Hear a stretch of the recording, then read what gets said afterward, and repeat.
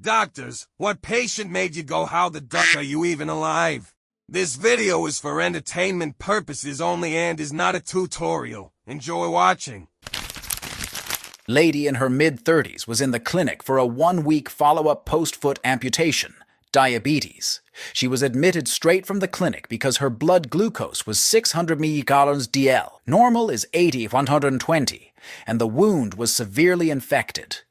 We used super concentrated doses of insulin to bring it back to the 200s. She was on strict diet restrictions, and we couldn't figure out how it wouldn't drop any lower than 250. Turns out her kids, teens, had been sneaking giant Sicariforozzi sodas and candy bars into the hospital, literally 1 week after we chopped her foot off because of uncontrolled diabetes. Not exactly a case of, how the fuck did you survive that trauma-shown disease?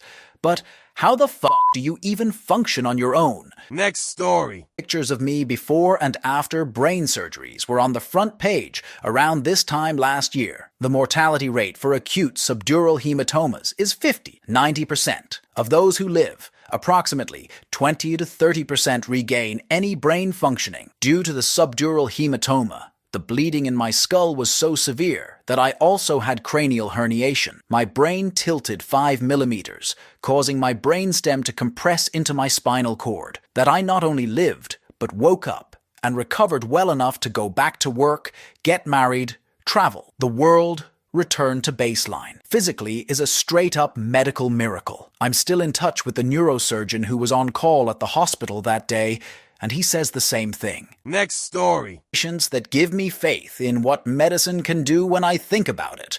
Both quite young to be so sick. First was a woman who was very pregnant, and some genius doc agreed to put her under twilight anesthesia for an elective procedure that definitely could have waited. Went into labor while she was under, and from there had everything go wrong, ended up in cardiac arrest, was transported to my hospital and put on VA ECMO. She was in rough shape when I saw her first. Most people in her condition don't make it. I ended up seeing her a month later walk into my op clinic, and I got the creepiest feeling. It was like seeing a ghost. She was fine, not like most people who come out of the ICU after that kind of stay. The second was a young guy who bled out in the ICU of a sudden hemorrhage. He was pulseless for hours an hour. Without going into a bunch of details, he required several procedures after that which were risky on their own. It took weeks for him to reboot, but eventually he was responding to stimuli. After a couple months he walked out of the hospital. He wasn't dying. He was dead for an hour. That these two survived is a testament to modern medical science. That they walked out of the hospital on their own, needing little to no assistance, and with their cognition completely intact. That is a miracle. Edit. I remembered another one that was pretty wild. This guy had very advanced cancer, which had invaded the major blood vessels of his abdomen and chest. When they took him to surgery, his vena cava was involved, and it sounds like it just unraveled. They were not ready for a major cardiothoracic procedure, so they were just dumping blood products into him to keep him alive while they could get someone to repair this major vessel. I thought the op report had a typo because they said the estimated blood loss was 30 lil. I forget the breakdown, but they had put hundreds of units of blood, liters and liters of crystalloids and plasma. It's about 6x the blood in a normal person. He was white as a sheet for weeks after this. Next story. A med student, but was formerly an ER nurse. While working as a nurse, I had this one patient who was originally from the Congo, complaining of right lower abdominal pain, with a subsequent diagnosis of appendicitis. Nothing crazy about that. See it every day. The crazy part was the story he told me next. He said that he didn't think it could be appendicitis, and when I asked him why he told me this, when he was in the Congo, he was out in the bush trying to poach gorillas. Awful, I know.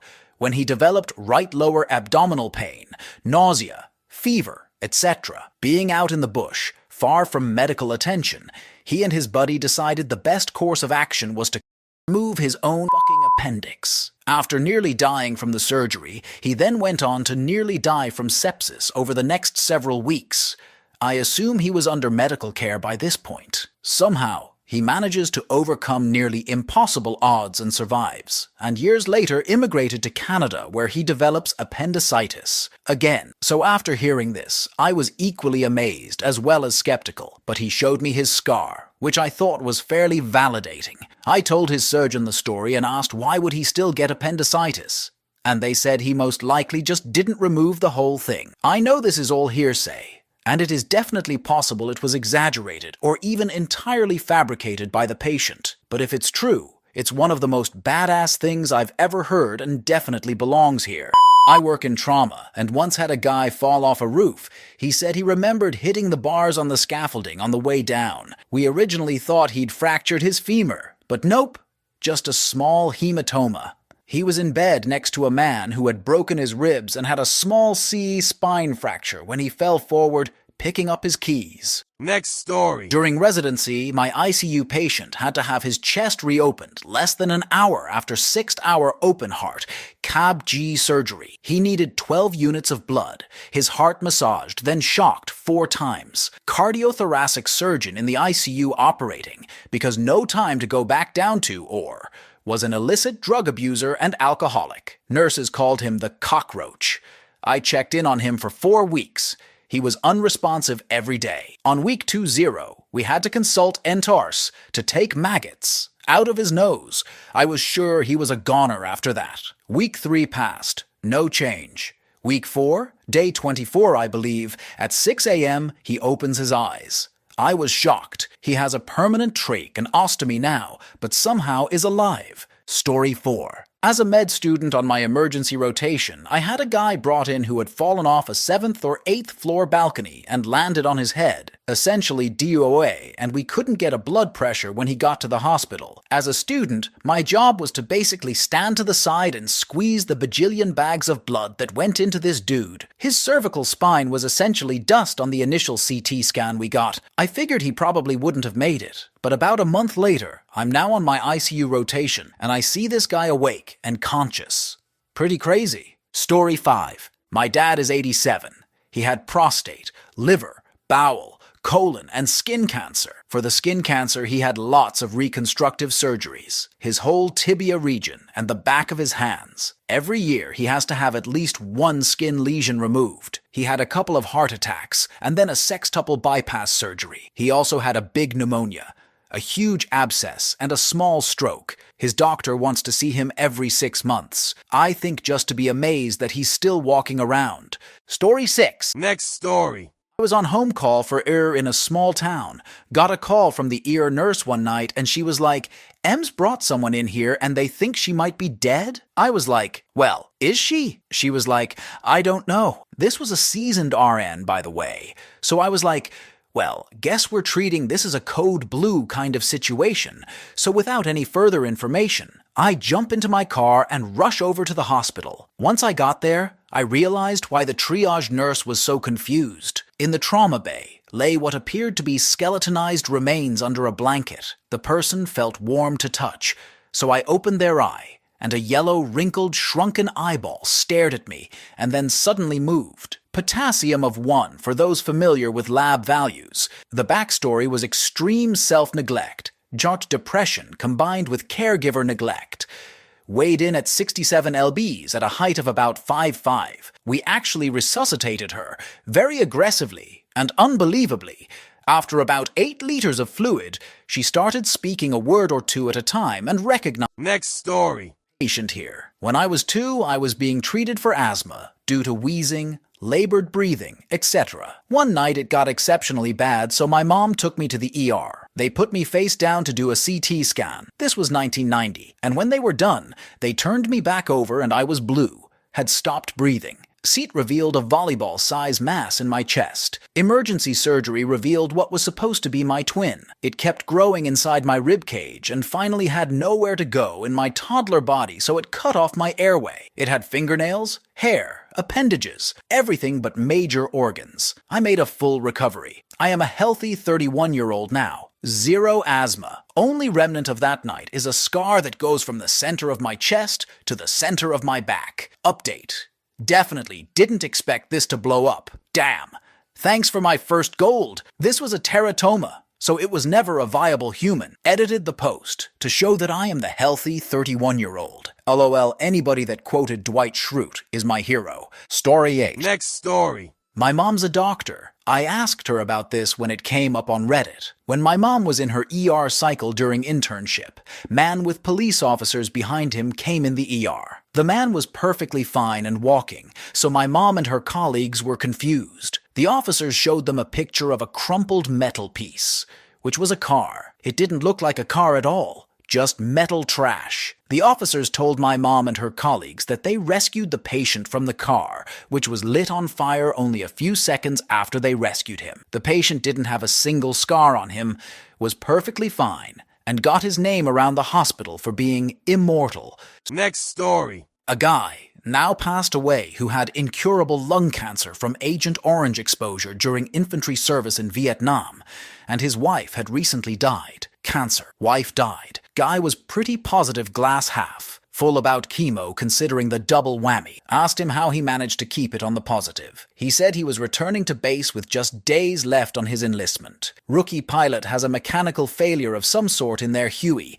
They are going down, and not the controlled kind of landing either. He assumes he is about to die. Says everything got real slow, real bright, and a sense of acceptance and peace washed over him. Rookie pulls one out at the last moment. Lands their bird with no casualties. Patient told me he felt he should have died that day, and every single day since was a complete gift. Maybe being alive has a lot to do with attitude. Next story. Obligatory? Not a doctor, but my dad is, and he liked to tell us about the crazy shit he saw. This post made me think of one of those in particular. Huge guy, linebacker build, came into the trauma ward with a gunshot wound, dead center of the chest. He could breathe fine, and he had a pulse, so they did a chest X-ray and found that the bullet had spent all its energy getting through this guy's sternum and was just resting on his pericardium. Next story. My father's doctor couldn't believe A, he didn't need to amputate his feet, and B, he was still alive. Dad had brittle diabetes. His pancreas would kick in and out due to a congenital deformity. At 82, he had significant heart issues, including angina, enlarged heart, and clogged arteries. One day, his feet went black. Not just bluish or gray, black as charcoal. Rushed to emergency. We were told they would amputate, but to say our goodbyes. Dad refused surgery. Said he'd rather be dead at his age. Hours later, his feet were pink. We took him home that morning. Doctor actually apologized for upsetting us, but said he'd never seen anything. Next story. Patient here. When I was 7, I had horrible asthma. My mom often lied in my bed with me and listened to my breathing. One night, she fell asleep and jerked awake in the wee hours of the night and found I was not breathing. Goes to the ER immediately, because it was only like 10 minutes away. Not sure what happened while there, what tests they did, but I was declared dead. In the morning, I woke up, asked who I believe was a nurse where I was, and she started crying and called in my mother, who hadn't slept all night. The doctors said they didn't know I was still alive. Now 16 and haven't had any hospital-worthy complications since. And god damn it, my mom is the most amazing and loving person on this green earth. Edit. Since a lot of people are asking, I had been decidedly dead for about 10-30 minutes, which is why I wasn't transported to the morgue. Next story. I'm not a doctor, but I did meet a patient who fell from a 5-story building, landed on his upper back, woke up in the hospital the next morning and got up walking around like nothing ever happened. Barely a scratch on him. Think about it every time I'm in a building with at least 5 stories. Just looking down, like how in the world did this guy walk away from that? Like he fell off his bike and took a nap. Actually, I've seen worse injuries from someone falling off a bike. Next story. Not a doctor, but was the patient. When I was in boot camp, I developed an upper respiratory infection during second phase. I didn't want to get dropped back a platoon, so I gutted through. Got back and went to sick call where they treated me for a host of things. When they x-rayed my chest, the doctors came out with my films and literally asked, "How the hell are you still alive? Your lungs are so full of mucus, you should be dead." Turned into walking pneumonia at some point. I also had athlete's foot that turned into cellulitis and my last wisdom tooth yanked. So the combination of meds they had me on was enough that I don't even remember that week at all. Next story. Obligatory, not a doctor. I'm a funeral director, and I received the body of a 90-something man. I could tell he had been sick for quite some time just by looking at his face. Another funeral director did the embalming, so I hadn't seen the rest of his body. Seeing that he was so old and just looked sick, I was surprised when I met with his daughter and she inquired about an autopsy. I asked her my usual questions and discovered that this man, for 40+ years, had unregulated diabetes. He was shot on 3 different occasions in his life. He had a history of strokes, bed sores, deep ones, in and out of the hospital for sepsis, pneumonia, heavy smoker, heavier drinker, suffered a major heart attack just days before. His vision was going and he couldn't keep himself awake. Horrible jaundice, cirrhosis, had an infected kidney removed. On and on. I don't think this man lived one healthy day in the last 20 years. I asked the daughter, "So you want an autopsy because she tells me that her father was not an ill man and it was not his time to go." She's furious I even questioned her request. I'm baffled that this man lived for 90+ years. The denial people can experience in hand with grief is astounding. Next story. We had one of these at an eye doctor's office of all places. Patient was complaining about how her new glasses weren't working. So the doctor took her in back to check to see if the prescription needed tweaking. The doctor came up with a completely different prescription. Patient was overweight but claimed she was not diabetic. The doctor convinced her to let us take a blood sugar measurement with a staff member's personal glucose meter. All the meter displayed was high. With some arguing, we were able to get her to go to the local hospital right away. I don't remember what her blood sugar level was, but I remember it was the hospital's high score for a while. She should not have been conscious, let alone functioning normally. Story 20. Not a doctor, but I had a few doctors ask me that. Typically, if you get appendicitis, it'll rupture and sepsis will set in within a day or so. And when that happens, it gets real bad, real fast. So I got appendicitis. It freaking hurts so bad. But I didn't know I had appendicitis. I went to the doctor. He couldn't tell what was going on. He thought I had compacted stool and wanted me to take stool softeners. So I did. It didn't help, 'cause spoiler, it was appendicitis, right? And then a roommate who thinks he knows what he's talking about tells me that it's all in my head and I just need to physically get off the couch and exercise, because he feels much better after he exercises. Okay, dude, I can't even get off the couch to use the restroom without almost passing out in pain. He tells me to just play a video game to get my mind off of it. I go to class. Grad student at the time. I call the doctor and make another appointment. He doesn't know what's going on. I talk with another doctor. No clue. He thought maybe it's appendicitis, but I didn't have a fever and didn't have a recoil pain, so maybe it was gastrointestinal stuff. So I schedule an appointment, meet with them. All the while I'm going to class and taking the maximum dosage of all pain relievers I can get my hands on. And finally, the GI doctor's scans showed that I had appendicitis. Hooray! I go to the nearest ER and I say, in a totally calm tone, "Hi, my name is so. My doctor said I should probably go to the ER because my appendix burst a while ago and it should probably be taken out or something." Turns out my appendix burst and I held onto it for 3.5 weeks. I had a dozen doctors come in, and some of them even started by saying, "Hello, my name is Dr. Such and Such. And I heard that you're the guy who has had a burst appendix for nearly a month and you're still alive. I am not on your case, but I just wanted to meet you. How the hell are you still alive? How the hell did you drive yourself here and just waltz into our ear?" I got that alien bioengineering upgrade where the abdomen moves around and wall seals off the burst appendix so it doesn't leak everywhere. Edit. After my primary care physician learned I had appendicitis and he didn't diagnose it, he retired within the month. It was probably coincidence. Next story. I'm not a doctor, but I do know a story that surprised most doctors. I am currently 19 years old. My childhood was quite normal at first, but everything became quite dark when my grandfather got cancer in his testicles. When he started chemotherapies, everything was very hard for him, and for the whole family.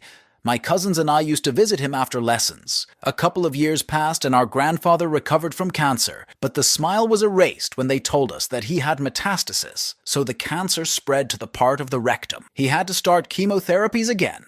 Luckily, the cancer was not as serious as the previous one, Although it sounds strange, my grandfather survived and cured of the second cancer after a year. There were no longer any forecasts of any other terminal illness. At 17, my grandmother passed away, which made our grandfather move with my family. But being quite impatient, he would go out from time to sunbathe and feed the birds.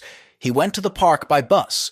One had done at night, and my grandfather had not come home. He took the bus, but the driver was drunk. The bus crashed. 4 people died and 7 survived, of which my grandfather was. We did not realize that he had disappeared that night. The next morning we found him in the hospital, sitting as if nothing had happened. We all burst into tears as he complained about the decanter while laughing. My mother joked that God had forgotten to take our grandfather to heaven. This year, my grandfather got the flu, and we went to the doctor. After writing the medical history, the doctor almost dropped his eyes when he saw that he was still alive. Story 20. Next story. I'm a hospital medic, and my first serious trauma was a guy that got shot in the neck. Somehow it missed everything important and went right through. Minimal bleeding. No C-spine damage, just a hole through his neck that didn't piece his esophagus, trachea, or any major vein or artery. Dude was just chilling in the room. And then 2 weeks ago, we had a gunshot that would not have made it to the local trauma center. Hit his femoral vein, but was still gushing blood. One nurse stuck her finger in the hole, and it stopped the bleeding. And I found a second wound in his chest. No bleeding at all. It just looked like a weird indentation. We couldn't even tell it was a gunshot at first. And I stuck an IV adhesive sticker over it to vent it and prevent a collapsed lung. The guy's blood pressure was in the toilet and wasn't even able to read on the machine. We needed a manual check. By the time we got him sort of stable and with decent vitals and got a surgery team in early, we were drenched in this guy's blood. Pretty sure most of what was flowing through him was saline and other people's blood. He survived, though. We also had one woman whose entire abdomen was fully open under her belly, and everything in her was horribly infected. We basically told her we can't stop that much infection, and she opted for hospice care. She was in so much pain. I don't know how her family even got her to the ear. I lifted up her gut to look underneath since I was the first in the room to assess, and I was hit one of the most rancid smells I've ever experienced. Literally, everything from the waist up was infected. There were some unnatural fluids draining right out of the completely open bottom of her stomach. I mean it when I say you could just lift it up and look right inside. Next story. Belligerent guy comes in a wheelchair. He doesn't want to be here. He's fucking fine. The party was good.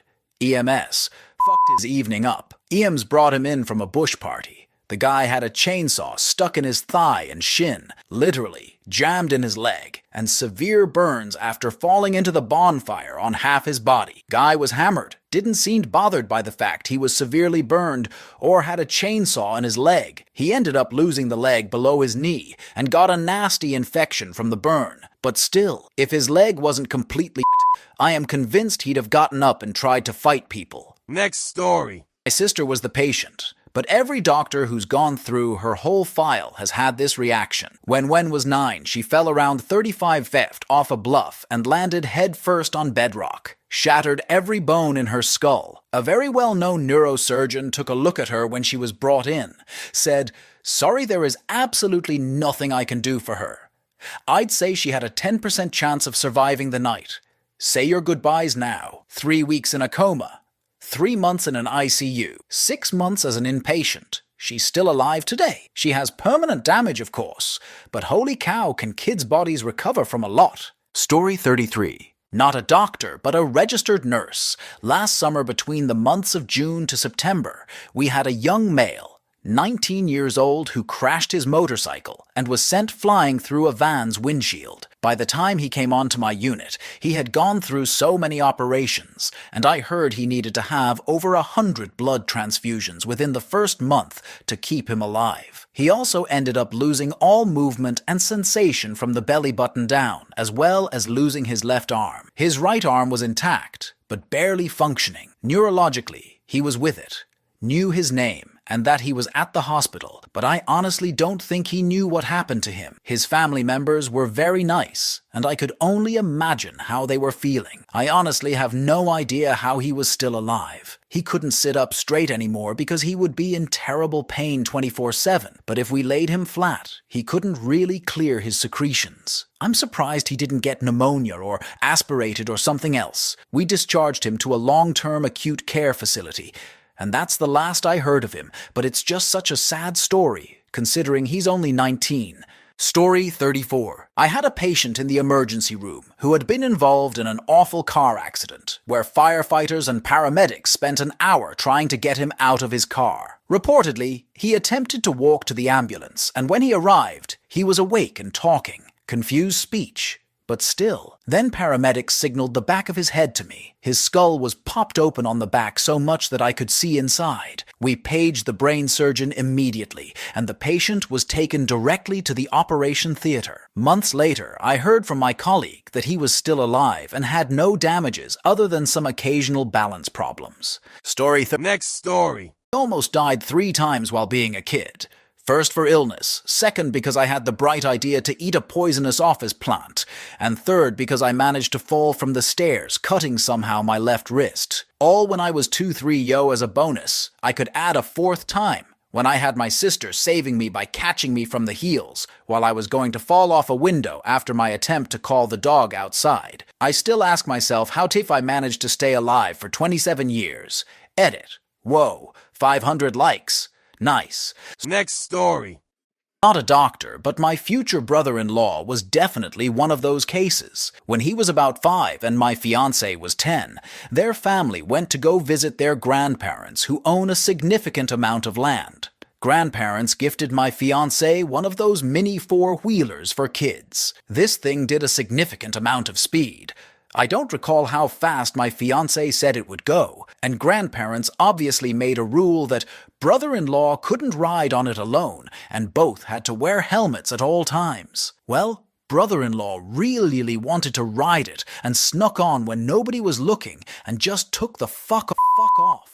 About 30 feet before slamming straight into back end of the grandparents' Suburban. From what my fiancé has told me, brother-in-law cannot remember any of this accident. It was bad. He cracked his skull, tons of stitches all over his face, knocked out some baby teeth, and wore headgear for almost a year because he fucked up his head. The doctors told my in-laws that it's amazing he survived, and a miracle that he didn't have permanent brain damage. He's a pretty cool kid now at 18, and will be my fiancé's best man. Next story.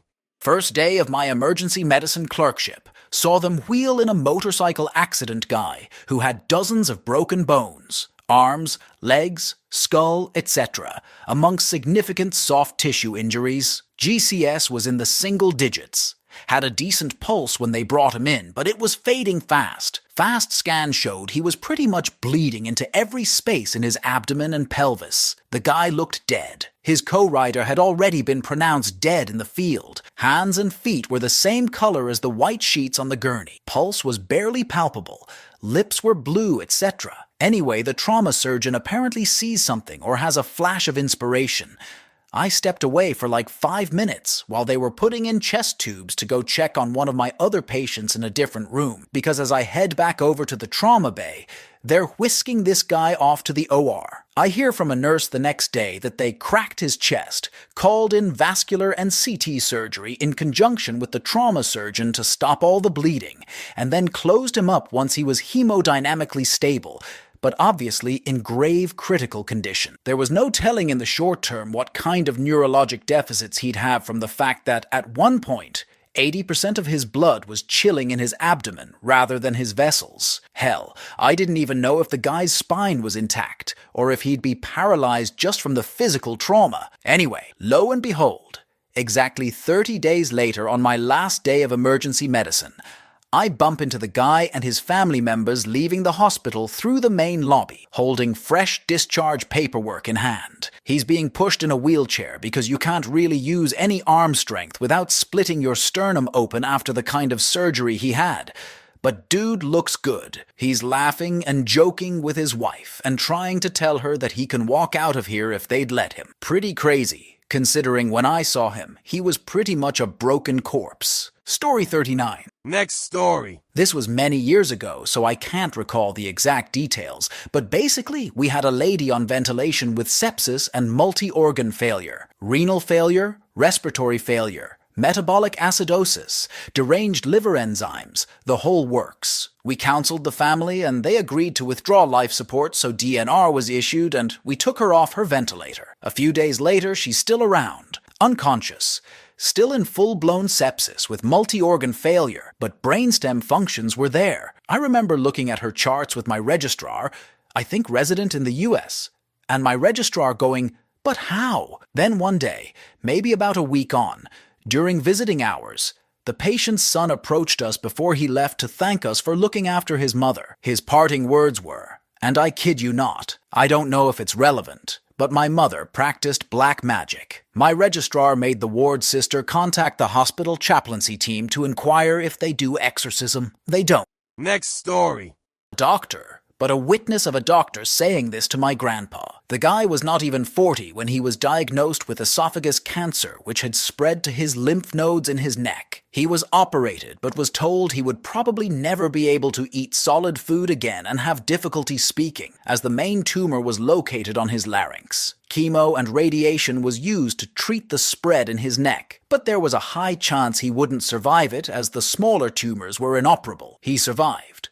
He learned how to swallow again and regained his speech. All was good. Then he got a stroke within the year. Doctors thought it could be his artery in the neck, damaged from radiation treatment that created a cloth. So as he had just recovered, he was now unilaterally paralyzed by the stroke and again unable to speak of swallow. Years later, he is now able to speak and swallow again, and part of his paralysis is recovered, or he has a way to work around it. Cue to him being 50. Cancer strikes again. He now has tumors in his prostate, which has spread to his testis. They remove most of it, and radiation and chemo do the rest. Now the poor man has no testosterone production anymore, so he is put in artificial testosterone. He is now almost 80, and a few years ago they found multiple dormant tumors, some in his bones and one in his prostate. They have been treated with chemo and are now under control. He is weak as a stick sometimes, but always recovers. His doctor said to him,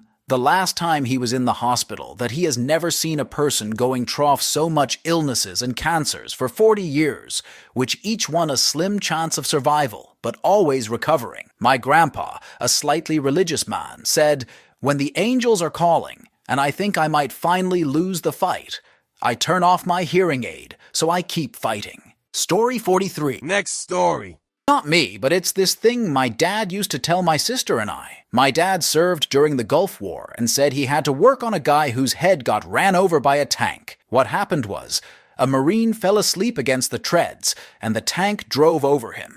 Guess the fact they were in sand and wearing a helmet saved him, but only barely. My dad said the guy was still incredibly messed up. He never went into specifics. Next story. I work in an ER in Lebanon where the construction safety regulations are a bit lax. A few years back, I remember that construction workers were falling off buildings like dominoes. One guy came in having fallen from a few stories up and got impaled by an iron bar that went through the back of his neck and out of his left eye socket. Guy was alive and talkative when he got to our ear. Rushed down to surgery. Apparently it had missed every vital structure somehow, and the guy didn't even lose vision in his eye.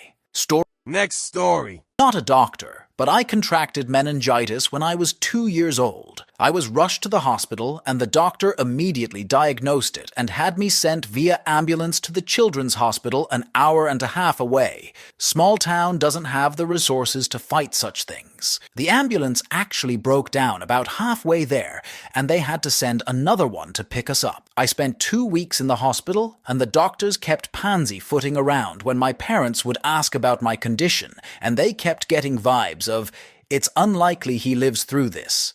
But they just didn't have the heart to tell them. For those unfamiliar with meningitis, it can be very lethal, and even those that survive often have a lot of complications like limbs that are amputated or other defects of the body. After 3 or 4 days in ICU, I finally started reacting to the treatment. Not only did I survive, but I also walked away with only 97% hearing loss in my left ear. No amputations and no other defects. 26 years later, and here I am typing this story out while I rock my 2-year-old to sleep. Next story. Not a doctor, but this happened to my godfather, a decade or something ago now, and a number of years after his quadruple heart bypass. He was hit by a street racer. The other car was going 200 km/h and struck the driver's side door pylon. The fire brigade thought he was dead when they were cutting him out of the car with the jaws of life. But nope, still alive and sent to hospital in an ambulance and arm brace. A couple of arm x-rays later, and they discharge him the next day with a broken collarbone, calling him bloody lucky. He goes back to work loading trucks that afternoon, arm in a sling, joking that his wife hit him and broke the arm. A few days later, he starts swelling up. As a Maori, he wasn't exactly small to begin with, but he really started ballooning. Back to hospital for a few tests, and the results come back in, and the doctors are like, how the hell does this guy have spinal fluid in his bloodstream? A bunch more tests are done, including more extensive x-rays. The results come back in. The top 3 or 4 vertebrae in his neck weren't there anymore. They dissolved from the impact of the crash, and he'd been working, heavy lifting, and generally going about his day with only the fat and muscle of his neck holding his skull in place. He's immediately immobilized and gets several emergency bone grafts to rebuild his neck, and thank God they take, and he was able to get back to his normal life of loading and driving trucks. Next story. This was my stepdad. Massive heart attack at age 67. On a rural road in a rural-ass town. Should have been dead right there. No pulse at all. But as luck would have it, he's walking to have his dog put down at home with the vet. Vet does 13 minutes of chest compressions. Not good. Ambulance finally shows up with defibrillators. Gets a rhythm during the 30-minute ride. Weak as shit. Probably going to die. I get the call, drive 2 hours there. If he's not dead, he's probably brain dead. The children, sheer stepchildren, pull out the ICU doc and tell him that in addition to this, he's an alcoholic and a heavy user of pain meds. Also, lifelong smoker, could barely get out of recovery for hernia surgery due to low O2 sats last time. Not great, goes through withdrawal, body isn't fighting infections so good. Can't seem to breathe on his own for an entire week. Try and fail to extubate several times. Can't keep up O2. The longer the tube is in, the worse the prognosis. Anyways, one day, we all leave and go to Dairy Queen or some shit. Decide to get drunk as siblings for the old man. Wake up the next day, he's extubated and we can come. Expect the worst.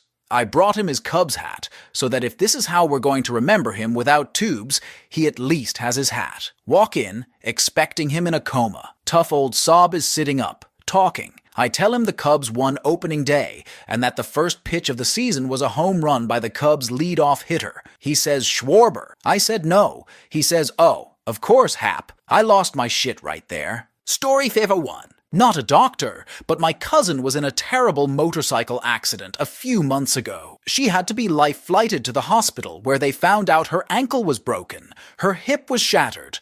I believe there may have been a tear in an artery somewhere. And the big one, she was internally decapitated. She was rushed into surgery to reattach her skull to her spine, and they had little hope she would ever walk again. It's now been less than 6 months, and she's back to work as a nurse. Next story.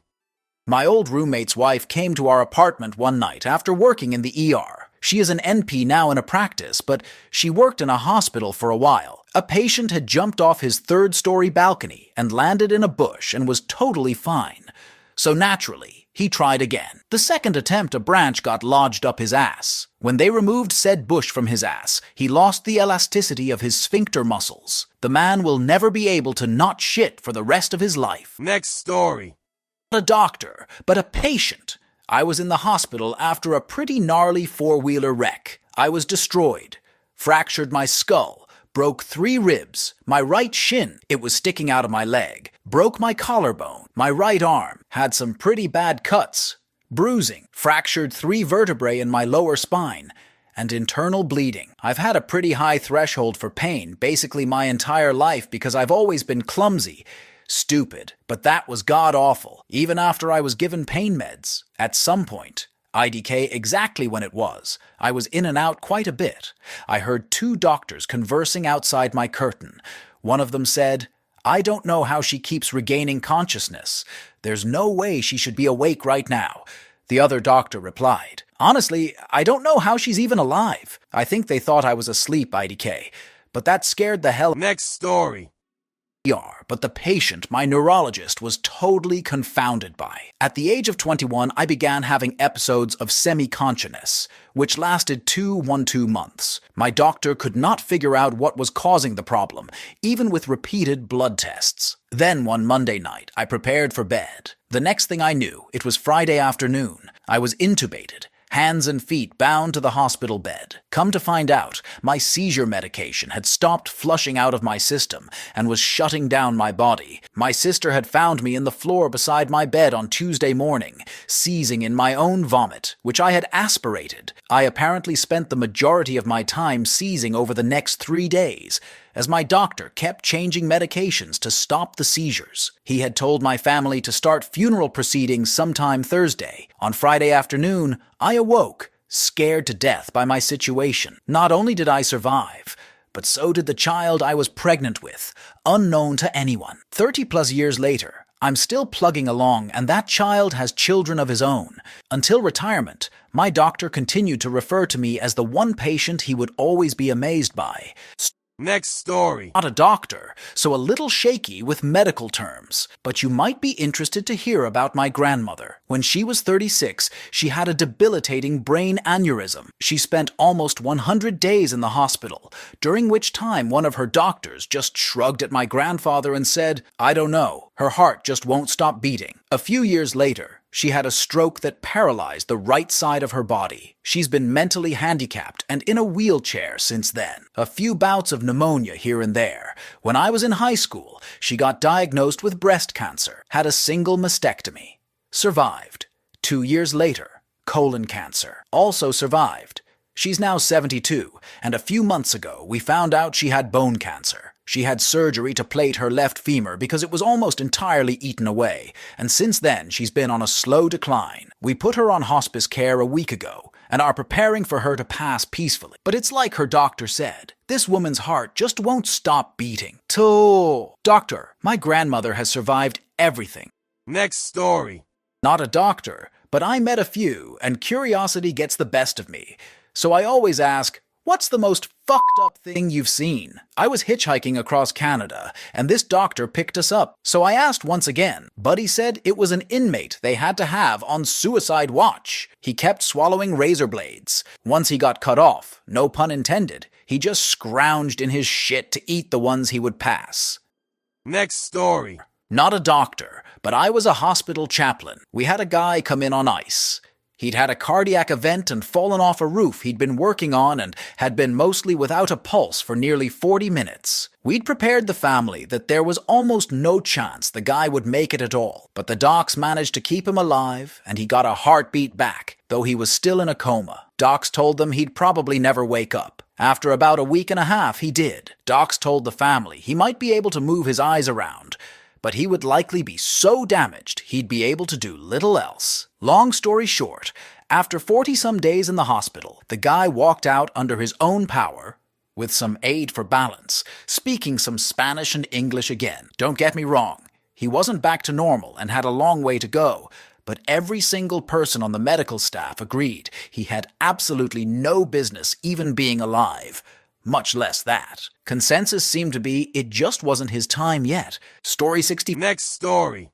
Had an adult patient who was missing the right half of the brain. Edit. Since most of you are wondering, here it is. He had a severe brain injury, likely a stroke during infancy. Infant brains are amazingly plastic. They do a great job in recovery. He had mild to moderate cognitive impairment. I saw him when he was in his 40s. He got a CT scan of head for some unrelated reason. I had a similar reaction to most of you around. Then I remembered. Brain is brain. It's weird. Next story.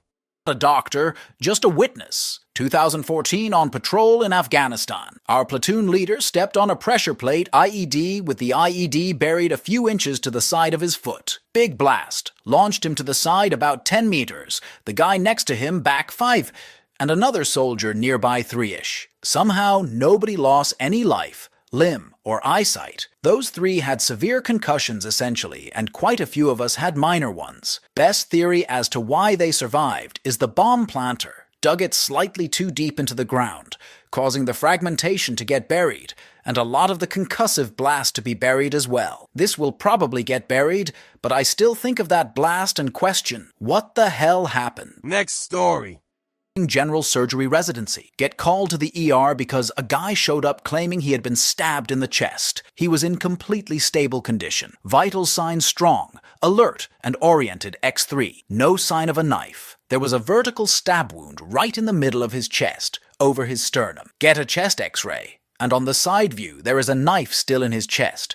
Large one, like one of those big kitchen knives, going straight into his heart. It turns out the guy has tried to pull out the knife, but the handle broke. That ended up saving his life, because if he had managed to pull it out, he would have bled to death, or developed cardiac tamponade. Called the CT surgeons, and they operated on the guy immediately, and were able to take the blade out and repair his heart. Stories. Next story.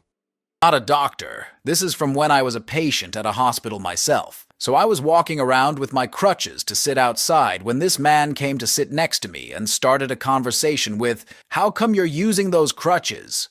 They're awful. I left mine in the room." He went on to tell me about how this was his 6th total hip replacement surgery because the doctors always screw up, and under no circumstances did he want to consider that maybe, just maybe, he's screwing this up by not listening to the doctors. Sure, this wouldn't have killed him, but damn, I was shocked at how dumb people can be. Story 7. Next story. Odd.